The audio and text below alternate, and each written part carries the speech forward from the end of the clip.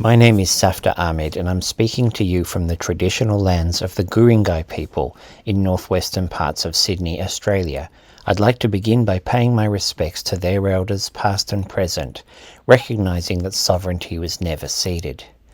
In April 2021 I published Still Alive, which is based on my experiences of visiting Sydney's Villawood Immigration Detention Centre to conduct art workshops. This was on behalf of the small not-for-profit community art organisation which I and some friends founded in early 2011 called Refugee Art Project.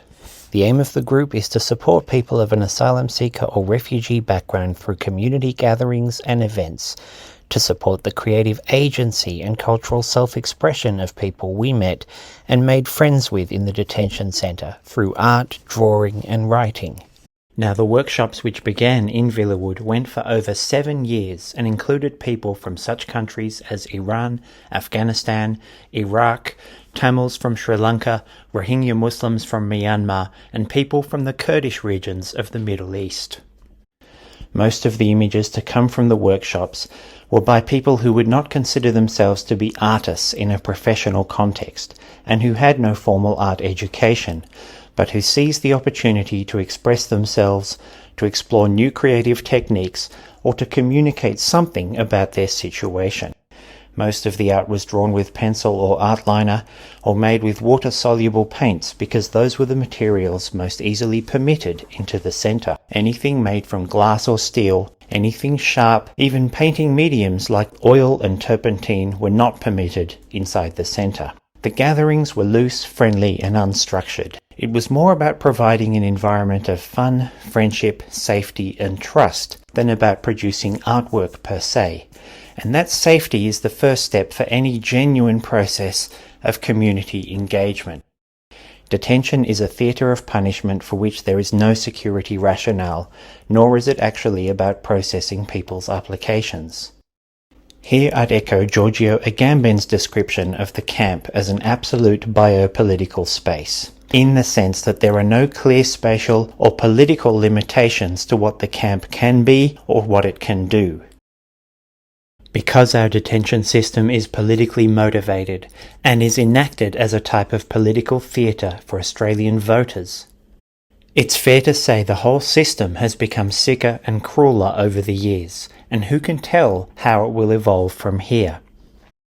Whilst the choice of subject matter was completely open within our art workshops, some people seized the opportunity to draw images of the conflicts they had fled. Images by Sri Lankan Tamil refugees depicted the war of 2009, in which the UN estimate at least 40,000 civilians were killed by the Sri Lankan army during the final months of the conflict. Pictures by Iranian refugees depict the state repression they had fled. Some Hazara Afghans also made harrowing depictions of the threats they face from the Taliban in Afghanistan and from militant groups in Pakistan. What inspired me most was how the work reflected the ingenuity and agency of people to express themselves despite the harsh restrictions and deprived environment in which they found themselves.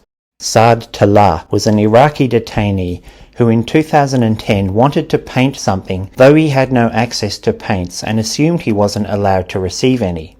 So he developed a unique way of painting with instant coffee powder that he diluted in warm water and applied to the page. He then taught this technique to other people inside the camp, creating a tradition of coffee painting inside the Villawood Detention Centre. These are some examples, painted by Muhammad, a Rohingya Muslim refugee from Myanmar who was kept in detention for many years. And these are some of my favourite drawings by Murtaza. He had never made art in his life before 2011, albeit he soon developed a very powerful and tensely graphic style. I think drawing helped him relax and clear his mind. He once told me, "When I draw in a way that is clean, I feel like my heart is clean." So the images to come from these workshops were deeply inspiring and motivated me to commence the graphic novel as a work of journalism in the second half of 2014. The book began as a short webcomic made with the support of GetUp, who did a crowdfunding campaign to support stories that would give different perspectives on the refugee issue. That webcomic won a Walkley Award in 2015, and it was around then that I decided to greatly expand on it, to make it into a book which would take the next 5 to 6 years. The task of writing and structuring Still Alive was partly that of editing and distilling a variety of stories down to their most important experiences and subjects. A common theme was the despair that people felt in indefinite detention, imprisoned for years outstretched with no end in sight, whilst petty-minded government bureaucrats cajoled them to give up their refugee claims and return to the country from which they had fled. It struck me that the collective agony of indefinite detention for people who have committed no crimes under international law and who have every expectation of being recognized as refugees was a very hard thing to overcome. The level of despair and depression was very difficult to grasp, let alone represent. In this context, the comic did not opt for a purely observational or documentary type approach in my choice of artwork and visual themes. I don't think the realistic approach could adequately capture that level of emotional and psychological abjection that you encounter in our detention system. So instead, I opted for a diverse repertoire of visual tropes, metaphors, analogies, and callbacks to existing traditions of art and illustration, which included the reappropriation of mainstream government and nationalist imagery. All of this is bound together by a horror-inspired, heavy metal aesthetic sensibility, filtered through the modality of underground cartooning, which I associate with anti-authoritarian, anti-fascist and culturally subversive traditions of art and interpretation.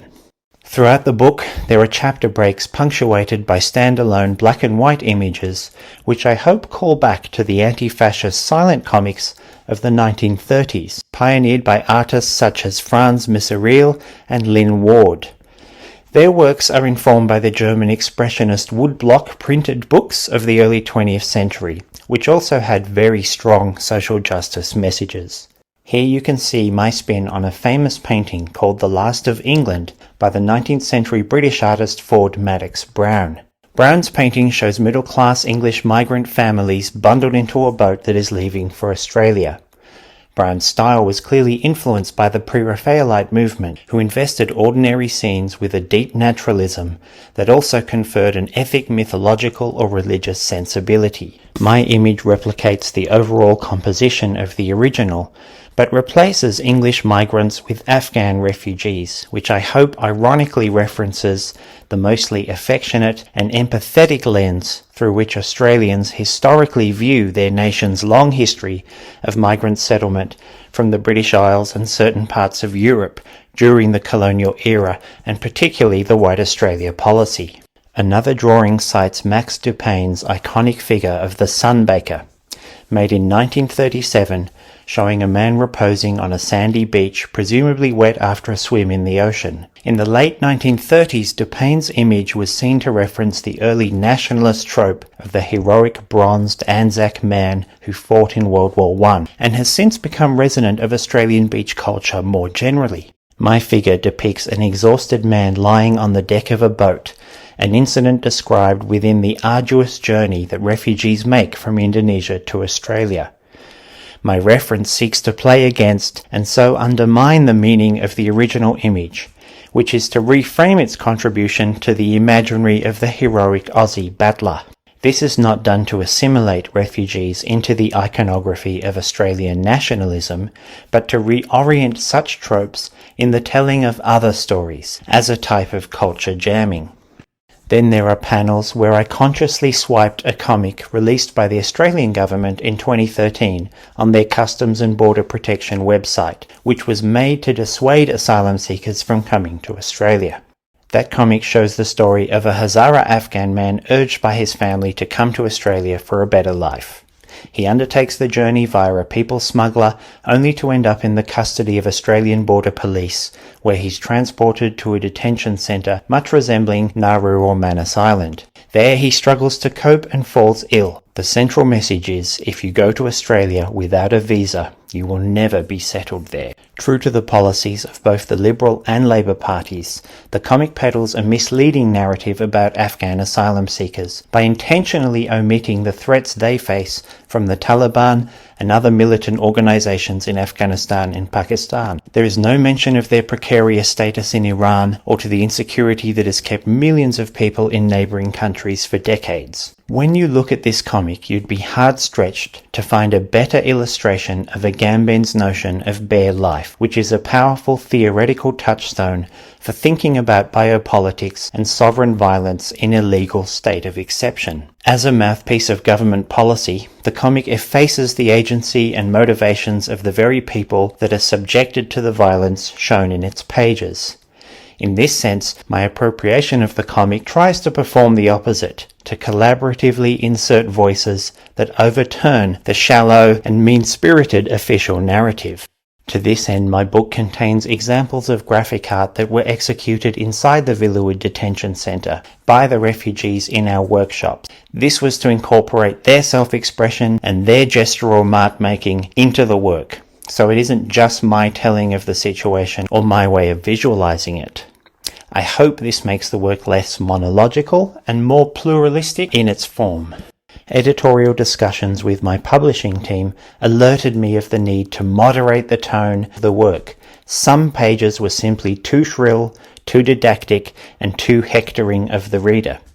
I conceded such passages fell into the error of telling rather than showing the story, which I also attribute to the terrible anger that clouds my thinking on this whole issue. In fact, I would challenge any person not to be furious about the ways Australia tortures refugees in the name of border security. Such emotions were not diminished but needed to be rechanneled in the crafting of a coherent and persuasive narrative.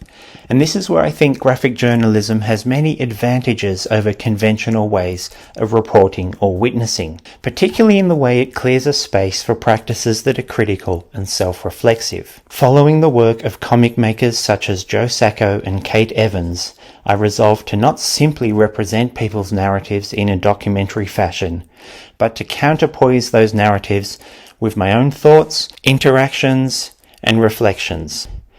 This autographic and sometimes self-ironizing approach comes heavily from underground comics and allowed me to reflect self-critically about some of the interactions I have had, how my own experiences might be influencing the work, or to consider my obligations and responsibilities as an ally in telling these stories. My book sought to complicate the conventional presentation of migrant or refugee narratives, which are commonly embedded in what Professor Anna Carden coined terms displacement aesthetics. So often, the migrant journey is made to fit a type of narrative form, going through the stages of departure, their journey to a new country, and their arrival. And often in telling this conventional narrative seeks to resolve the story with some idea of assimilation or of the person settling down to create a new beginning or to start a new life, when in the real world ruptures and traumas are not so easily resolved or flattened out. Some things cannot be easily processed. Throughout my book there are short episodes more reminiscent of anecdotes or observations than the grooves of a continuous or causally related narrative. I hope the comic challenges the pejorative stereotype of refugees as illegal queue jumpers, just as it rejects the well-intentioned framing of them as people who are just like us, who deserve our support on account of their good character or willingness to contribute and so on. The distinction between good and bad refugee is fundamentally wrong because people have basic rights that need to be honoured and which exist independently of their good character or what they have to offer our society or what their economic value might be. So, my book includes fragmentary narratives and points of view which I hope question the teleological framing of refugee journeys, which so often culminates in the happy endpoint of assimilation or a new beginning. The key here was to present complex, multifaceted lives that are not without complication and mess, but beyond the limiting conceptual appellation of refugee, which can be a very patronizing and one-dimensional way of being viewed. This self-critical approach that I'm advocating for, I hope also alerts us to the very harmful ways that this issue is often framed within mainstream media discourses. We are so used to a type of journalism that presents a God's eye view of what is being shown, and which too often erases the journalists themselves from the story, their editorial perspectives, their decision-making, their angle, etc. A strong criticism of such framing is that it often obfuscates a clear-sighted moral response, reverting instead to an unreflective middle ground evoked by the notion of objectivity, or what Thomas Nagel called the view from nowhere. Now, when journalists are prohibited from entering detention centres like Villawood, when the only voice you'll hear on the nightly news belongs to the governments, and when our media accept conditions of virtual censorship and silence around certain issues, we all end up with a much poorer understanding of what's going on because we're fed only one side of the story. So I think all solidarity on this issue should strive for a deep engagement and a more complex, multi-layered view which gives agency to the human beings who are caught up in our detention system. And here I return to a main theme of the book, which is that our survival is not about therapy or healing or resilience or any such self-improvement type buzzword that focuses solely on the individual.